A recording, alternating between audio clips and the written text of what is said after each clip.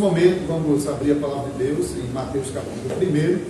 Esse capítulo nos servirá de base nas pregações que nós ouviremos durante esse mês.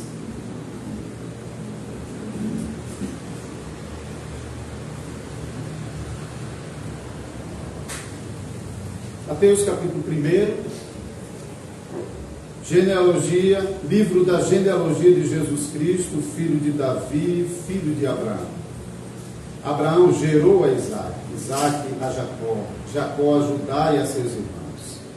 Judá gerou de Tamar a Pérez e a Zerá, Pérez gerou a Esdrom, Esdrom a Arão, Arão gerou a Aminadab, Aminadab a Naasson, Naasson a Salmão, Salmão gerou de Raabe a Boaz, este de Ruth gerou a Obed, e Obed a Jessé, Jessé gerou ao rei Davi, e o rei Davi a Salomão, da que fora mulher de Urias.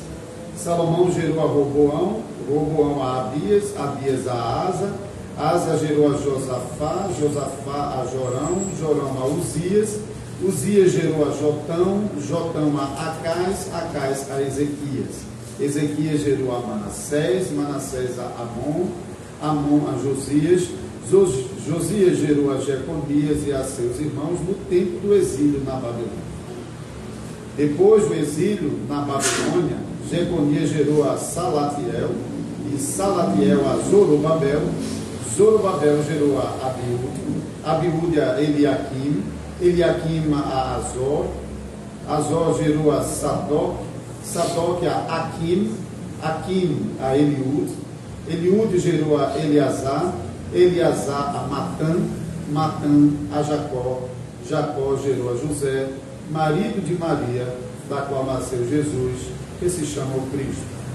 De sorte que todas as gerações, desde Abraão até Davi, são 14, desde Davi até o exílio na Babilônia, 14, e desde o exílio na Babilônia até Cristo, 14. Ora, o nascimento de Jesus Cristo foi assim. Estando Maria, sua mãe, desposada com José, sem que tivessem antes coabitado, achou-se grávida pelo Espírito Santo.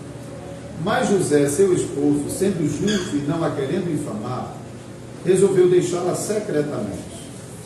Enquanto ponderava nessas coisas, eis que lhe apareceu em sonho um anjo do Senhor, dizendo: José, filho de Davi, não temas receber Maria, tua mulher, porque o que nela foi gerado é do Espírito Santo. Ela dará à luz um filho, e lhe porás o nome de Jesus, porque ele salvará o seu povo dos pecados deles. Ora, tudo isso aconteceu para que se cumprisse o que fora dito pelo Senhor, por intermédio do profeta. Eis que a virgem conceberá e dará à luz um filho, e ele será chamado pelo nome de Emanuel, que quer dizer Deus conosco. Despertado José do sono, fez como lhe ordenara o anjo do Senhor, e recebeu sua mulher. Contudo, não a conheceu, enquanto ela não deu à luz um filho, a quem pôs o nome de Jesus. Então vamos orar, vamos pedir a bênção do Senhor. Ó Deus, nós mais uma vez, humildemente, nos colocamos na Tua presença em oração, suplicando que essas palavras que acabamos de ouvir sejam palavras poderosas, pelo que são, palavra de Deus, e também pelo fato de que elas são instrumentos na mão do habilidoso construtor, que é o Espírito Santo. E suplicamos que nesse momento nós possamos provar dessas graças, que o nosso coração possa provar mudanças, transformação, e o Senhor, pelo Espírito Santo, possa quebrar o coração endurecido, possa lapidar os nossos corações e nos levar, Senhor, a desfrutar de modo mais pleno ainda essa graça, dia após dia, com o auxílio do Teu Espírito Santo. Por isso, abençoa-nos nesse momento, que essa mensagem possa penetrar os nossos corações e nos levar a abrirmos as nossas bocas com uma alegria, com um profundo entusiasmo pelo nascimento do Salvador Jesus Cristo. Em nome de Jesus Cristo nós choramos. Amém.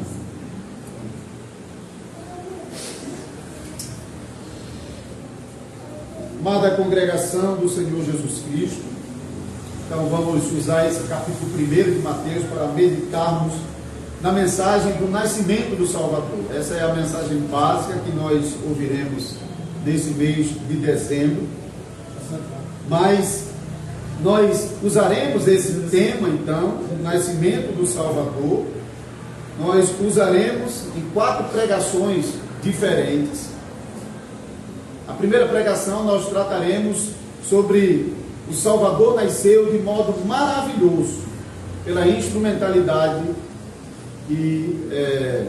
do Espírito Santo.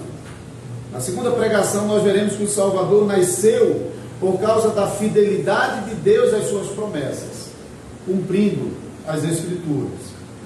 Na terceira pregação nós veremos que o Salvador nasceu para realizar uma missão gloriosa, salvar o seu povo dos pecados deles. E por fim, nós também ouviremos que o Salvador é recebido pela igreja com fé e com obediência reverente e alegre. Então, hoje vamos focar mais alguns versículos e prestar atenção à mensagem do nascimento do Salvador de modo glorioso, maravilhoso, pela obra do Espírito Santo. Mateus, ele organiza o Evangelho diferentemente de Lucas, porque os primeiros 2 capítulos de Lucas, assim como acontece em Mateus, também vão tratar sobre o nascimento do Salvador Jesus. Lucas é mais, digamos assim, é mais exaustivo, ele explora muito mais o tema do nascimento do Salvador, fazendo muito mais conexões do que aquilo que a gente vê aqui em Mateus, mas ele também tem propósitos diferentes com isso. Mateus, de um modo muito mais simples, muito mais conciso, ele foca muito mais na cristologia do Salvador. O Salvador é o Filho de Deus. E Mateus contrasta, ele para mostrar que Jesus, esse Salvador, é o Filho de Deus, o divino Filho de Deus, ele contrasta o nascimento de Jesus com o nascimento dos seus descendentes. Por isso, diferentemente de Lucas, que coloca a genealogia lá no capítulo 4, Mateus já começa com a genealogia. Ele coloca a genealogia e mostra pela genealogia, se você observou na leitura e olhando mais uma vez, que todos os descendentes, todos os ascendentes do Salvador Jesus, eles nasceram de um homem. Todos eles. E o tempo todo estamos vendo sobre Abraão, gerou Isaac, fulano foi gerado de... Todos os ascendentes de Jesus provaram uma geração por meio da participação de um pai humano, terreno. E Lucas, depois de estabelecer isso, ele contrasta o nascimento dos ascendentes do Salvador com aquilo que ele diz nos versículos seguintes, versículos 18 em diante. Ora, o nascimento de Jesus Cristo foi assim, estando Maria, sua mãe, desposada com José, sem que tivesse antes coabitado com ela. Ou seja, diferente de tudo o que aconteceu anteriormente, sem que houvesse nenhuma participação humana, achou-se grávida pelo Espírito Santo. Então, o filho está sendo gerado, mas não do modo ordinário, não conforme todos os seus antecedentes, mas de um modo maravilhoso, pela operação do Espírito Santo. Então, de um lado, a humanidade de Jesus, nós veremos mais em seguida, será afirmada, e inclusive vocês devem ter notado que há uma certa ênfase sobre Davi aqui. Jesus em Mateus, também em Lucas, ele será descrito como aquele legítimo descendente de Davi, o prometido que sentará no trono de Deus eternamente. Aqui você pode ver que Mateus já começa com Davi, ele não retroage até Adão.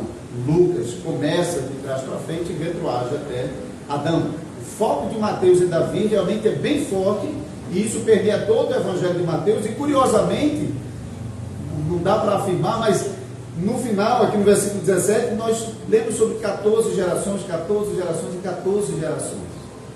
Por que 14 gerações? Talvez porque a soma das letras do nome de Davi dá exatamente 14, segundo o hebraico do Antigo Testamento.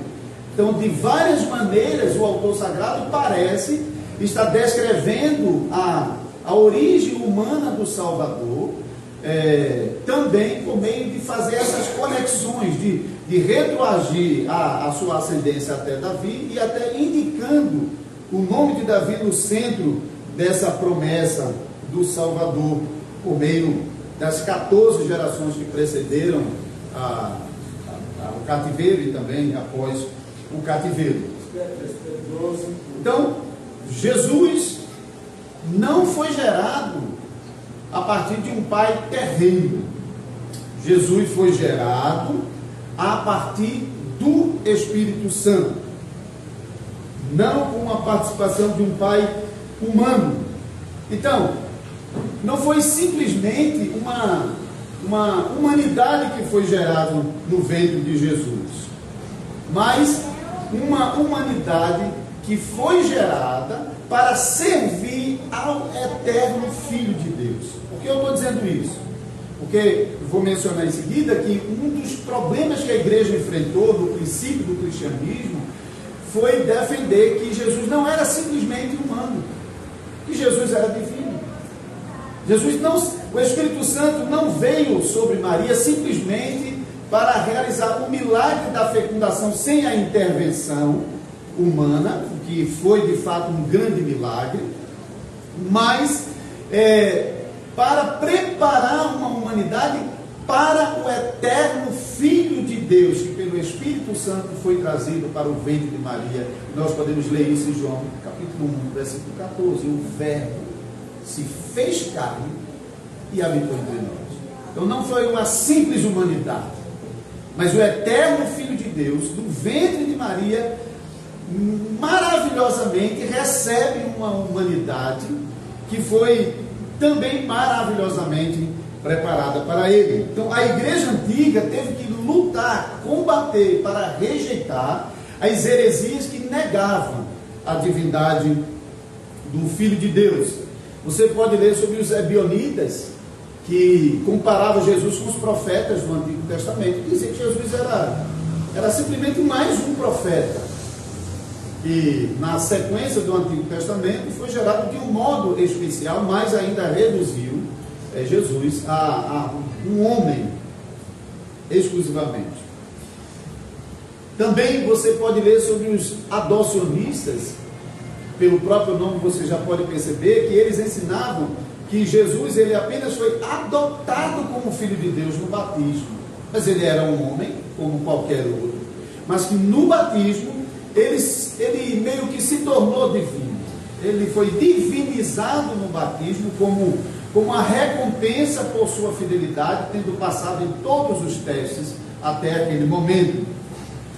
E ainda os antigos arianos, que negavam a divindade de Jesus e diziam que Jesus era a primeira das criaturas de Deus. E a Bíblia até o chama de Deus, eles traduzem João capítulo 1 como um Deus, justamente porque eles até atribuem a Jesus o título divino, mas não por Jesus participar da essência divina juntamente com o Pai e o Espírito Santo, mas por ser ele a primeira das criaturas, por meio da qual todas as outras criaturas vieram à existência.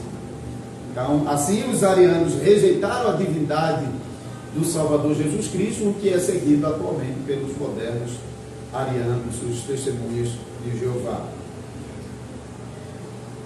Então, a igreja antiga formulou a confissão de que Jesus Cristo, ele é o Filho, o eterno Filho de Deus, que no ventre de Maria recebeu uma humanidade.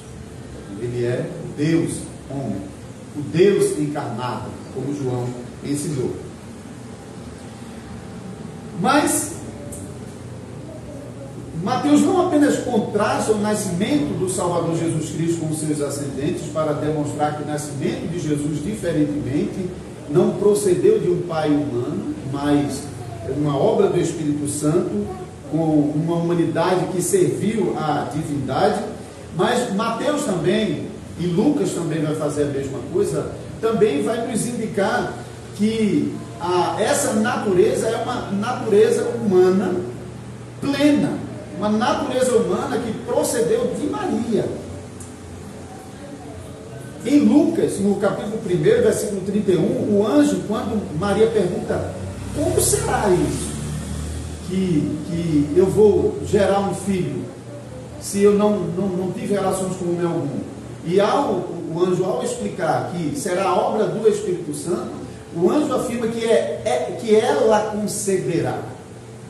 Então, embora haja uma obra do Espírito Santo, a natureza humana que está sendo gerada procede dela, é gerada a partir dela. Tu conceberás. Essa concepção, ela não foi desencadeada por uma participação humana, mas pela obra sobrenatural do Espírito Santo, mas procede dela. Como isso é possível? Como é possível uma humanidade, um ser, um ente humano ser gerado sem intervenção do homem? Então, Lucas é que vai explicar melhor, dizendo: esse é o grande mistério da encarnação. O grande mistério da encarnação é, de um lado, que é uma virgem que está concebendo, e do outro lado, que isso só é possível por causa da intervenção divina. Não é possível a humanidade vir à existência sem essa intervenção. E essa humanidade, que apesar de estar vindo à existência pela intervenção do Espírito Santo, ela não é uma humanidade diferente da nossa, exceto que não teve pecado. Uma coisa interessante aqui no texto a se observar, embora a nossa tradução meio que escondeu aqui algumas coisas, mas o versículo 18 diz: ora, o nascimento de Jesus Cristo foi assim: estando Maria, sua mãe, desposada com José, sem que tivesse antes coabitado, achou-se grávida do Espírito Santo. Pelo Espírito Santo é uma possibilidade, porque no grego tem uma coisa chamada de genitivo instrumental, então usar como instrumento. Porém, o genitivo que acontece aqui é um genitivo muito particular, porque é usando aquela palavrinha que vocês já devem ter ouvido, aquele ek, que indica fonte, origem, não um genitivo instrumental, como é o caso que aparece em outras passagens bíblicas. Aqui, o nascimento desse Salvador é, de um lado, de Maria, ela está concebendo, ela vai conceber, é dela, da mesma maneira que a natureza divina que está recebendo essa humanidade também é da parte do Espírito Santo. Então, uma natureza divina que procede de Maria, da parte de Maria, não somente por meio, como instrumento, mas é de lá que procede, como também a natureza divina que o Salvador está recebendo, não é somente pela instrumentalidade do Espírito Santo, mas também procede do Espírito Santo.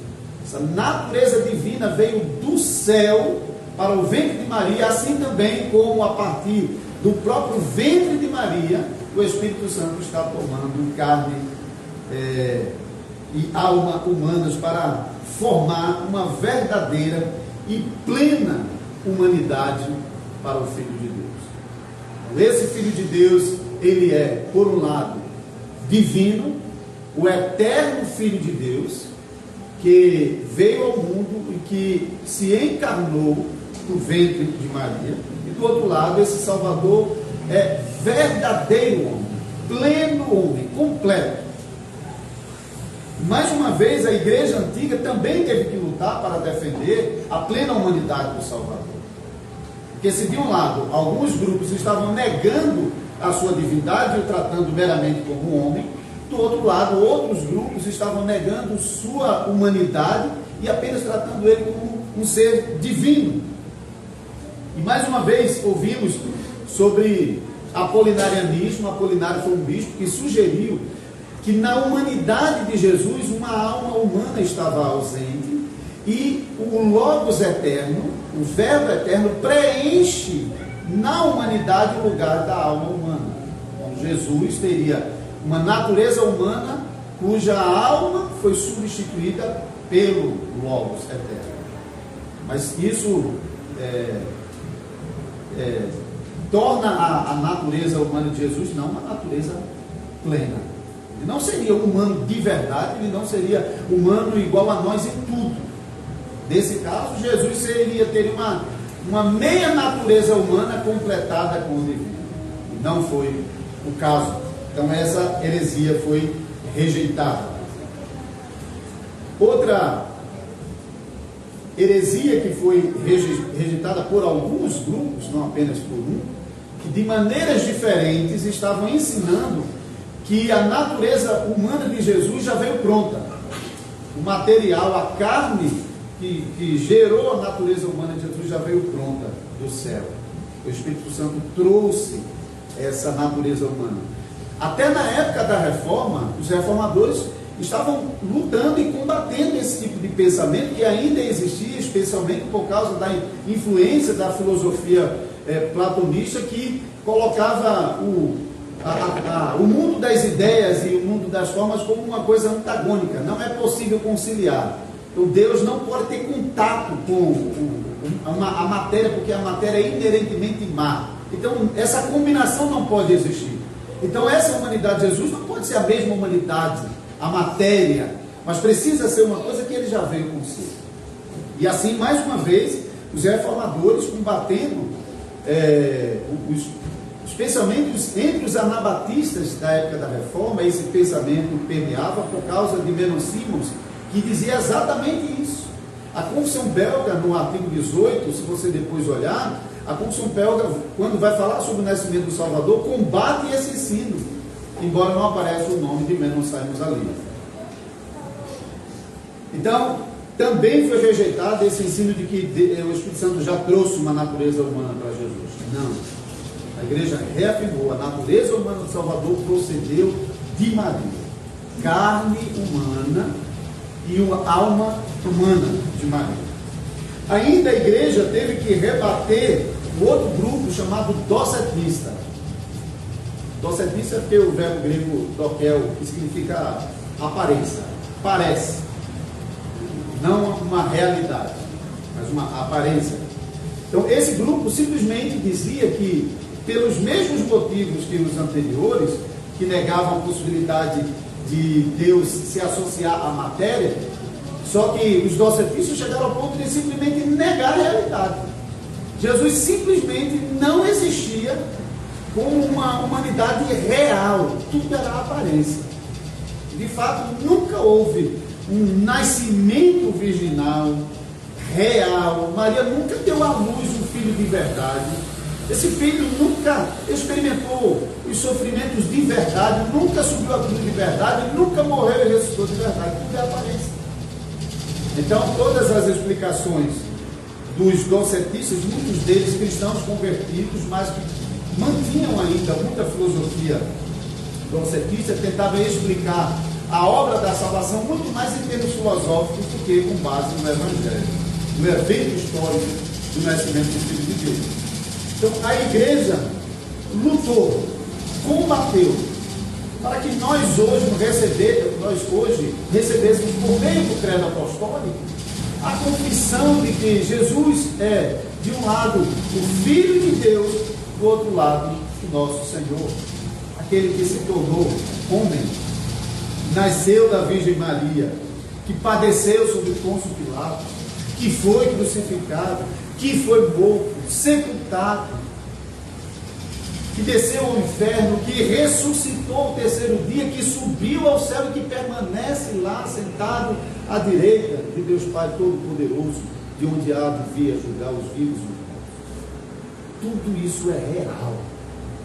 Tudo isso aconteceu de verdade e por isso mesmo também esperamos que aquilo que ainda falta para se cumprir vai acontecer de verdade, como de verdade aconteceram os eventos do nascimento, morte, ressurreição, ascensão e entronização do Filho de Deus.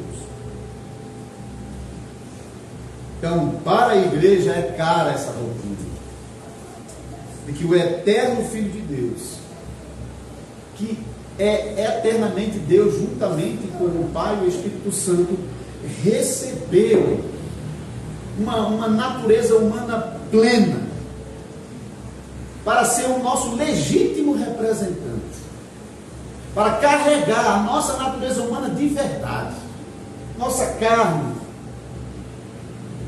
com suas fraquezas, inclusive, embora sem pecado, e para carregar em si mesmo uma alma humana, como verdadeiro homem, como legítimo homem, com uma legítima e perfeita humanidade, que o nosso pai Adão não conseguiu nos conduzir por essa perfeita humanidade.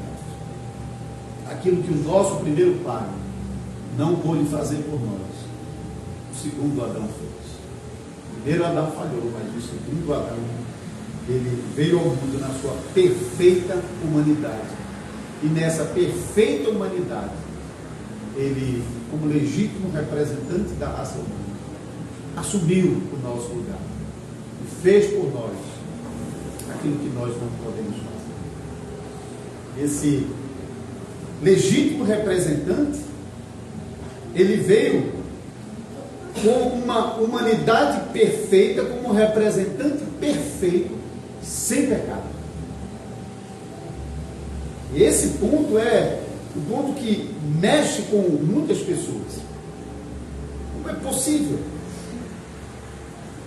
Como é possível, se ele era realmente humano, como era possível então que ele fosse sem pecado, e mais do que isso, que ele fosse impecável, que ele não pudesse pecar? Como seria possível que, como nosso perfeito representante, ele pudesse ser tentado em tudo como nós somos, sem a possibilidade de pecar? Como é possível?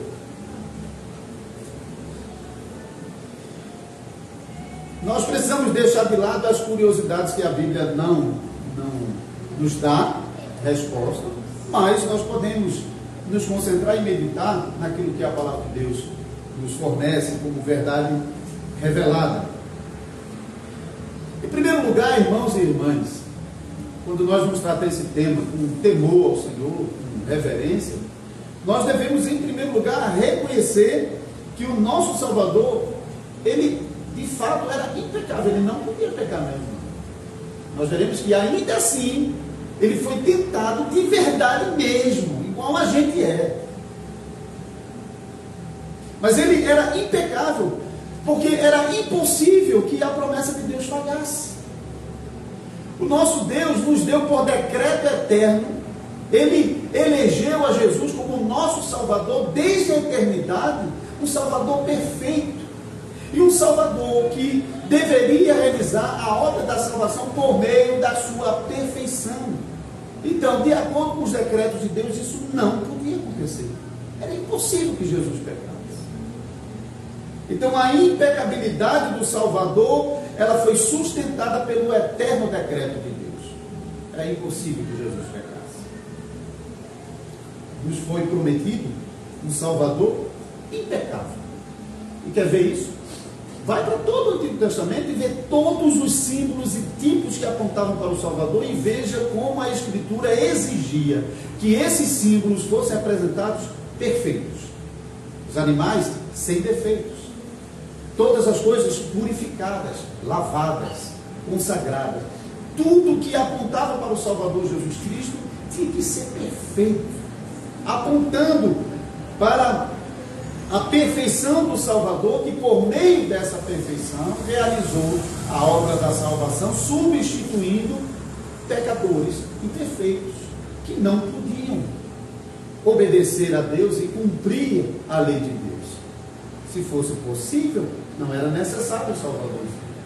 Mas porque nós não conseguimos, Deus enviou o Salvador. E para nos substituir e realizar a obra da salvação em nosso lugar, esse Salvador simplesmente não podia pecar.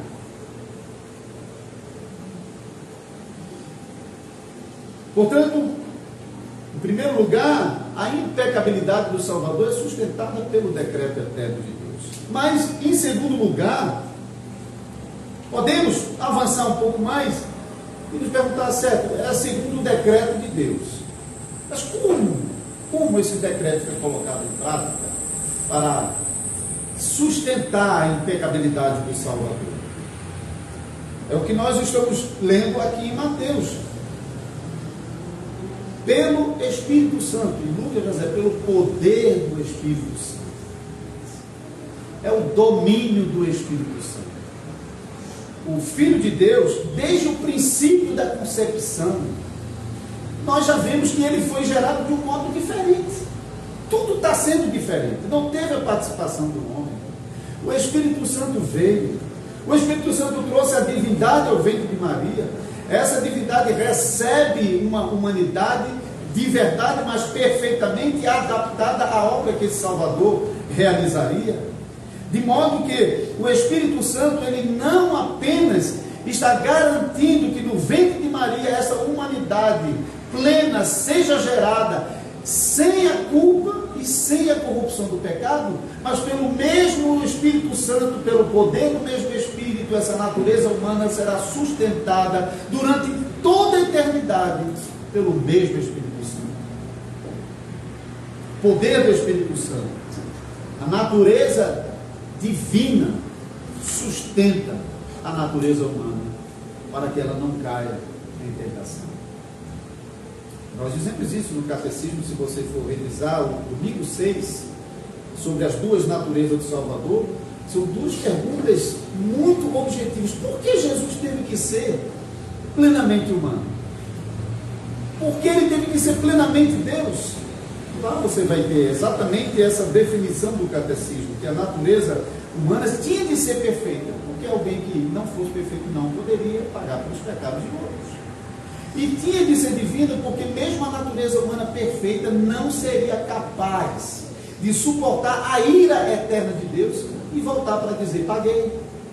Porque qual mortal, descendo à sepultura, teria poder de voltar à vida para dizer, está pago? Só o Filho de Deus, sustentado pela natureza divina, poderia trazer de volta a natureza humana, como testemunho de que a nossa redenção foi completada e de que ela foi aceita pelo Pai. Então, com base em que defendemos a impecabilidade de Cristo? Com base no decreto eterno de Deus. Como essa impecabilidade ela foi promovida e é sustentada pelo poder do Espírito Santo. Agora é aqui que alguns não querem ficar nesses limites e querem ir mais além. Mas como foi que o Espírito Santo fez isso? Aqui realmente não podemos avançar muito mais.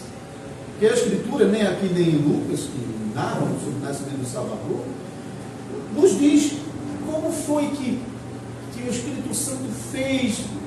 Isso é realmente o mistério da encarnação. Esse é o mistério da encarnação.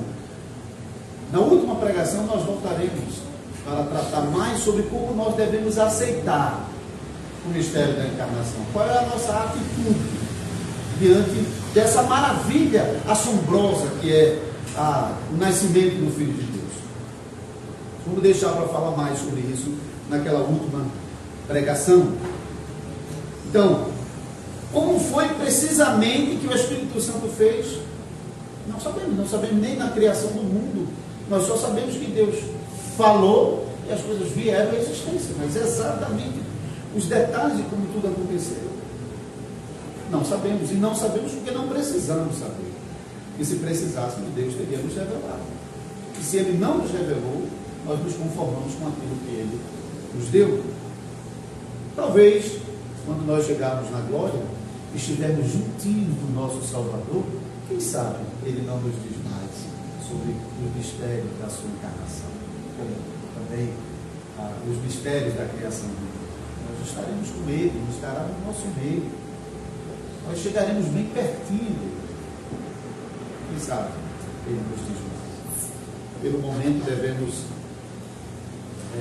crer e aceitar aquilo que a palavra de Deus está nos revelando. Mas os críticos e os céticos não aceitam, porque eles precisam encaixar. Né? Se não encaixa aqui, então não aceitamos.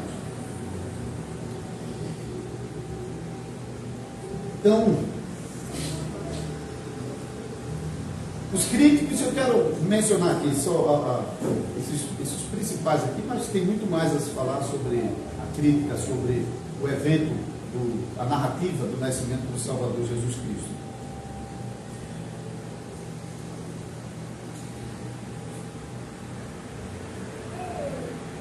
Desculpa, antes de seguir ainda para esse ponto, tem um ponto aqui ainda a acrescentar sobre as tentações reais do Salvador Jesus. Só para completar. Alguns realmente questionam, como, certo, Jesus é um Salvador humano de verdade. Mas assim, se ele não tinha ao menos a possibilidade de pecar, então a sua tentação não foi real, não foi de verdade.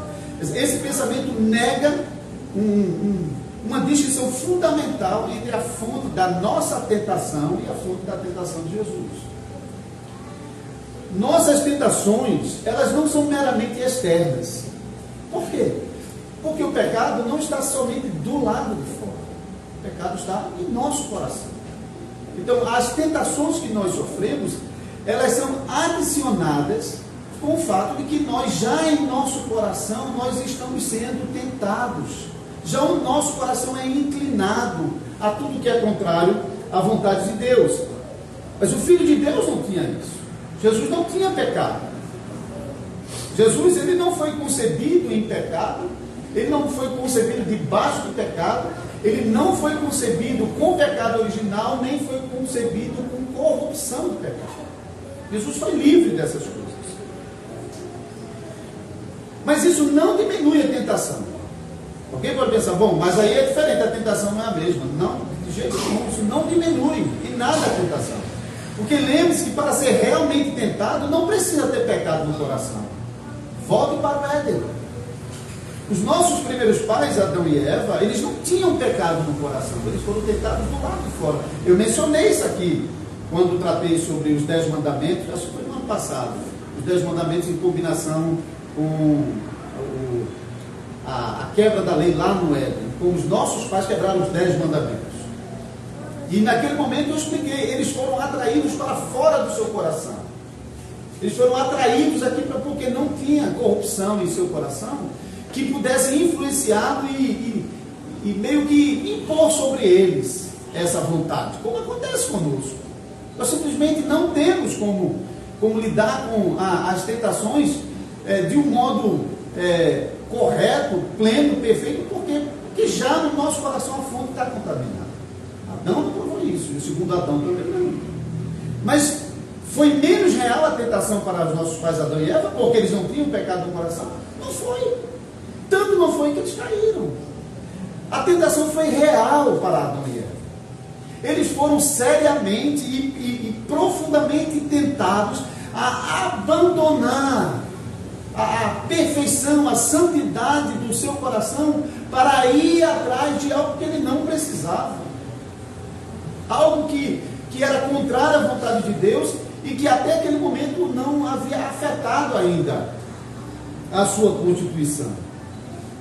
Então, Salvador Jesus Cristo também foi realmente e seriamente tentado de todas as maneiras.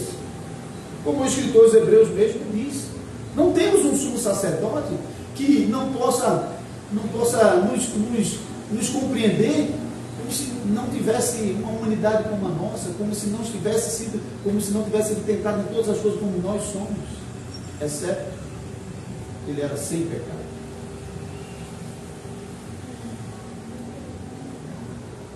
Sem pecado, examinando direitinho o texto de Hebreus 4,15, não é simplesmente que Jesus não havia cometido nenhum pecado até aquele momento. Ele era sem pecado, como Adão e Eva no princípio. O texto não diz que ele não cometeu pecado, o outro texto diz, mas Hebreus fala que ele era sem. Não existia pecado dele, não existia pecado original, não existia corrupção dele. Ele foi tentado com a plena humanidade, porque nós não somos plenos humanos. Nós somos humanos corrompidos. Mas o nosso representante, ele representa a plena humanidade. O pleno representante não precisa ser mais um pecador. Porque o que ele quer é resgatar exatamente a plena humanidade, onde pecado não faz parte. Por isso Jesus, ele foi, assim como os nossos primeiros pais, Adão e Eva no paraíso, realmente e plenamente e seriamente tentados. Lembre-se, por exemplo, quando em Mateus 4 ele está no deserto sendo tentado. Assim como os nossos pais, no paraíso estava sendo tentado, aí atrás da árvore do conhecimento do bem e do mal, Jesus foi tentado por Satanás para transformar pão, pedra em pão. Da mesma forma que não tinha nenhum problema com as frutas do paraíso. Tanto é que Deus disse, tudo. Agora, não quero que você coma aquela ali.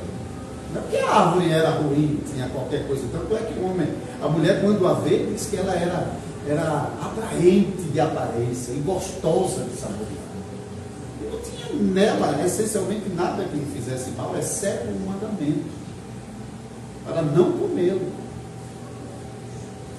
Semelhantemente, no caso de Jesus, não tinha nenhum problema transformar uma pedra em pão. Qual o problema? Não tem um pecado nisso. Mas o pecado estava em que Jesus não deveria ceder às tentações, porque ele estava ali debaixo de provação e de obediência a Deus, assim como nossos pais, que não deveriam comer pela obediência a Deus. Assim Jesus também não deveria fazer isso, não porque fosse algo pecaminoso em si, mas porque ele estava debaixo da obediência, para ser testado e tentado como o nosso perfeito Salvador. E ele foi, naquele momento, tentado de verdade. Jesus estava com fome, ele teve fome, o texto diz. Ele jejuou 40 dias e 40 noites e teve fome. Ele sofreu por não comer. E sofreu quando foi incitado do lado de fora do seu coração a abandonar o ambiente santo para tropeçar lá fora, do lado de Satanás. A diferença é que os nossos pais deram aquela olhadinha desconfiada para trás e se afastaram do mandamento. E se aproximaram à árvore do conhecimento. E caíram. E quando eles caíram, como as maravilhas que como o veneno leva o resto lá para o dia, ele conduziu a corrupção para dentro do seu coração, para matar toda a raça humana. O nosso Salvador Jesus não. O nosso Salvador Jesus foi tentado de verdade. Não foi menos não do que Adão e Eva. Foi de verdade. Mas ele não pecou. Ele resistiu. Ele lutou contra os próprios desejos que vinham sobre si para tentar ganhá-lo, para tentar corrompê-lo, para tentar levá-lo à queda, mas ele resistiu. E ele fez isso até derramar a última gota de sangue do seu corpo.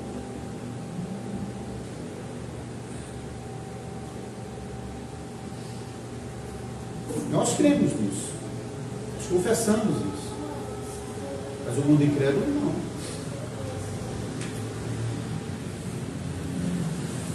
O mundo incrédulo, curiosamente, celebra o nascimento do Salvador. O mês de dezembro está tudo enfeitado em todos os lugares, uma coisa bonita. Mas eles estão celebrando quem?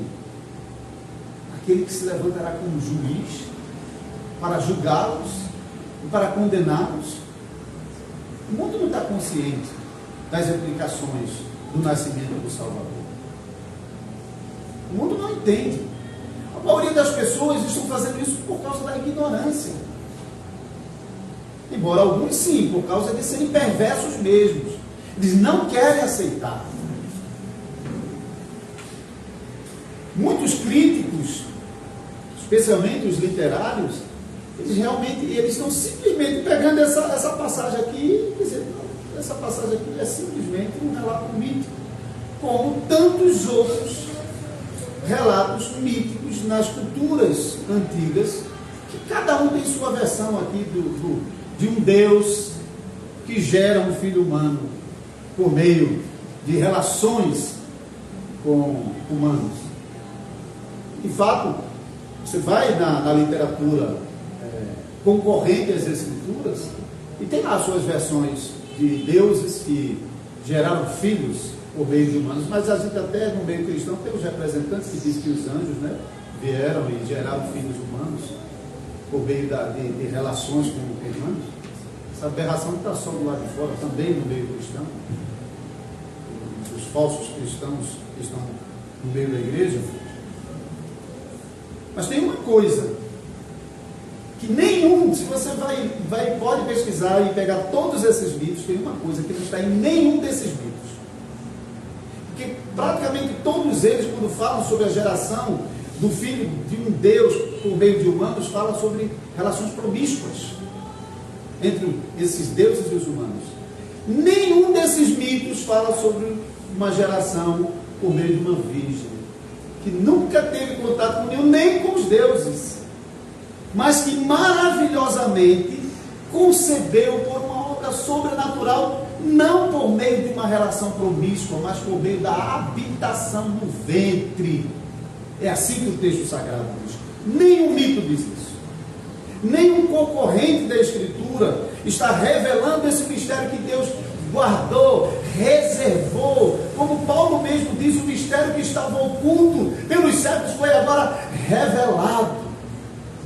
Só a igreja, pela graça de Deus, não porque a gente seja melhor do que as nações que têm seus mitos, mas porque Deus escolheu a igreja para ser a coluna e baluarte da verdade. É na igreja que a verdade sobre o nascimento do Salvador, assim como todas as outras, tem sido preservada. Filho de Deus nasceu de uma virgem. Até a palavra no Antigo Testamento escondeu esse mistério. Porque Deus não colocou no texto do Antigo Testamento a palavra virgem. Ele colocou uma palavra que indica uma moça que está pronta para o casamento, que inclui a preservação dessa moça em estado de virgindade para o seu futuro marido, mas que somente posteriormente, na tradução do Antigo Testamento para o Novo Testamento, é que não apenas os autores da antiga tradição da Septuaginta, mas os autores do Novo Testamento, que foram inspirados pelo Espírito Santo, eles traduziram aquela palavra com o seu sentido mais profundo e de acordo com a promessa que já estava nela, de que uma virgem conceberia e daria à luz um filho. Esse mistério só o cristianismo carrega.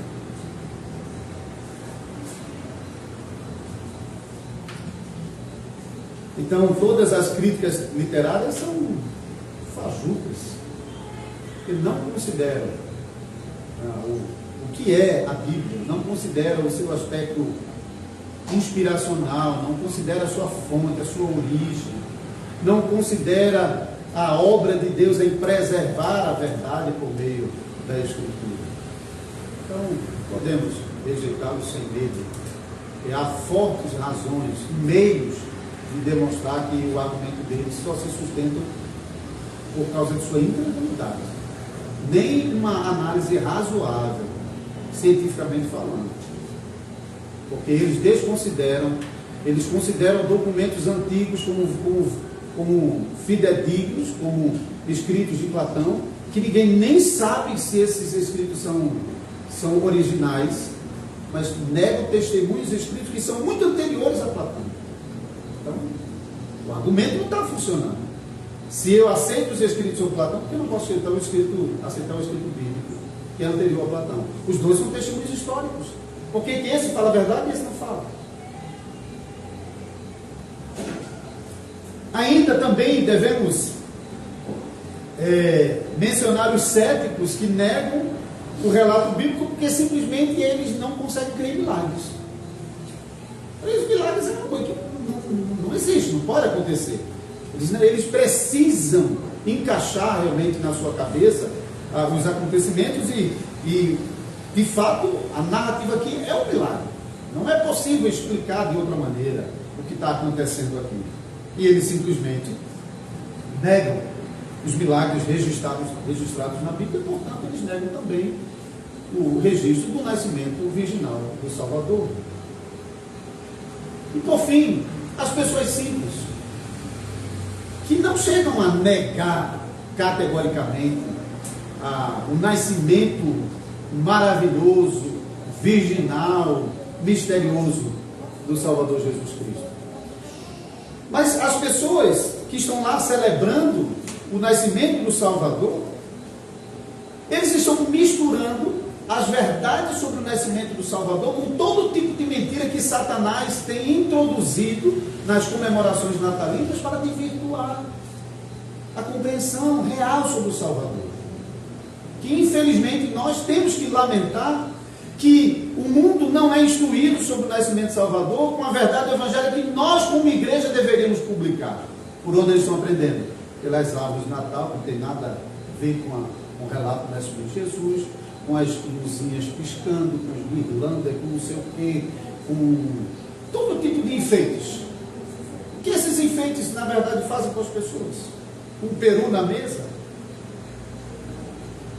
com as frutinhas gostosas, eles simplesmente tiram a atenção das pessoas de olhar para o Salvador Jesus Cristo, porque é o espírito do Natal.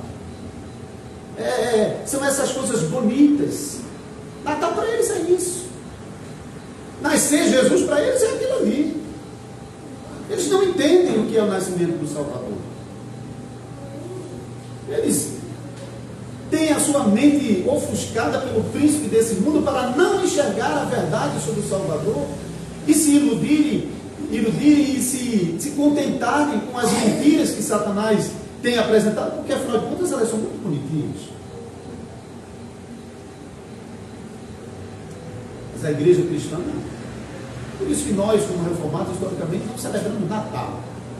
Eu lamento que tem igrejas que levam isso a um ponto de chegar em dezembro, parece que nem pode falar, não pode falar a palavra Natal e nem pode falar sobre o nascimento de Jesus. Não deixa para pregar Jesus outro período do ano.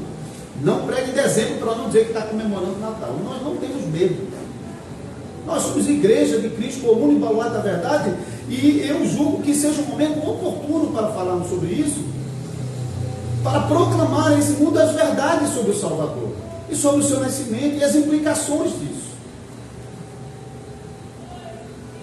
A igreja cristã tem confessado através dos séculos que Jesus nasceu da Virgem Maria pelo poder do Espírito Santo, segundo a Escritura, para ser o Salvador de todo aquele que nele crê. Isso é Natal. Nós recebemos essa confissão por meio do credo apostólico. Assim cremos e assim confessamos, para o bem da nossa salvação, para a glória do nome do nosso Deus. Essa é a mensagem do Natal, que vocês devem levar para casa e espalhar no meio de todas as pessoas que de modo errado e para a sua destruição estão corrompendo a verdade sobre o nascimento do Salvador. Amém.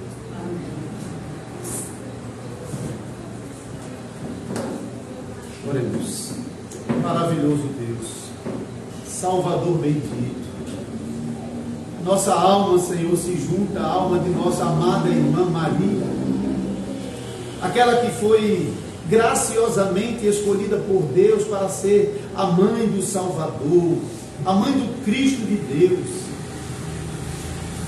aquela que era pecadora como qualquer um de nós, mas que provou da graça de Deus para gerar um ente santo. Senhor, nós nos juntamos a ela no louvor a Deus, no louvor ao Salvador Jesus. Nós também, assim como João Batista no ventre de sua mãe saltou de alegria com o anúncio do Salvador, também nós saltamos de alegria quando meditamos na palavra de Deus que nos anuncia o nascimento do Salvador. Ó Deus, nós te louvamos, nós celebramos o teu nome, nós festejamos sim o nascimento do Salvador, mas o fazemos com base na palavra de Deus e de um modo bíblico, não desvirtuando a mensagem do Salvador com qualquer coisa, mas preservando os detalhes que norteiam a revelação do nascimento do Salvador, e com essas coisas nos contentamos, porque elas são suficientes para encher o nosso coração de alegria e nos deixar extasiados, espantados, diante da maravilha do nascimento do Salvador, que desceu do céu e nasceu de uma virgem. Louvado seja Deus.